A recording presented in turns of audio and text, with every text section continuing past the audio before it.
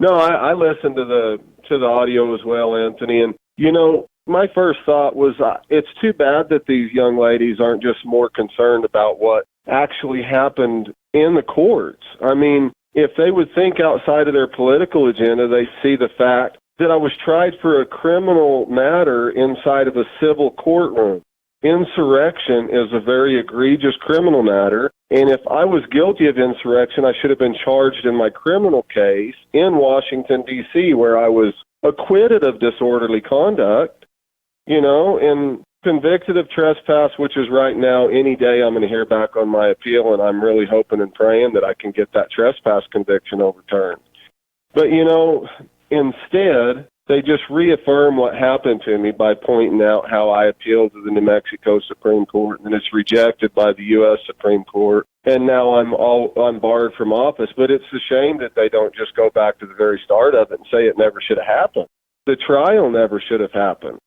But due to the enormous amount of corruption only in good old New Mexico, could something so stupid have taken place? So that's where I sit, and that's where I rest. And, you know, I mean, am I offended whenever she says that I could still be a voice for conservatives? No. I'll take that as an honor, and I hope that I am, because I think that I speak for many. And whenever she's talking about the conservative agenda, I think all she's talking about is just really pushing in on election integrity and making sure our elections aren't hijacked. I'll always be a voice for that until we have the right security stuff in place. So I guess, like Trump says, there's any publicity is good publicity. If they're still talking about me, that means that I must still be relevant to them. Sounds that way. Now, one thing I do want to point out, and you may or may not agree here, but your platform, although, yes, you do lean right, but your platform is more of a us against them. It's more of a populist platform, like Trump. I pray that my platform is liberty and freedom. You know, what every American should be starving for nowadays. After going through the COVID stuff and the mandates and the unconstitutional orders from our governor, I mean, you know, my platform is just trying to fight for freedom and liberty to live free. If that's considered the right side, then so be it. You know, I would call you more of a populist, because you are us against them, and there's nothing wrong with that. That's a good point of view too. I mean, for the multitudes, because we know it's the top 1% right now. It's the deep state or the top 1% or whatever you want to call them. You know, I think it's the devil at the end of the day. You know, but that'll just lead me into a spiritual conversation with you. You know, because I really do feel like it's good against evil right now. Have you spoken with your attorney with regards to the Supreme Court? I have, and I didn't hear a lot of hope from him. But then I was contacted later by my January 6th attorney, and he was contacted before by some very big legal minds, legal professors, that say that there's another avenue to get before the Supreme Court with this action. So it's not dead yet, you know. It might have just been looked over or rejected this last time around, but that doesn't mean that we're not going to be able to get it before them again.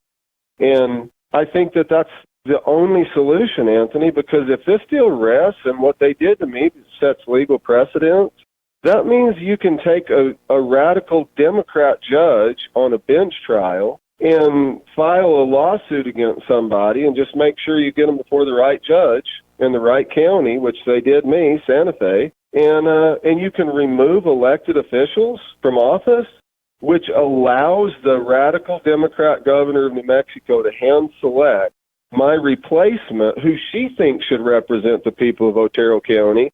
She picks a Democrat who's run for office 8 times here and lost every time she's ran.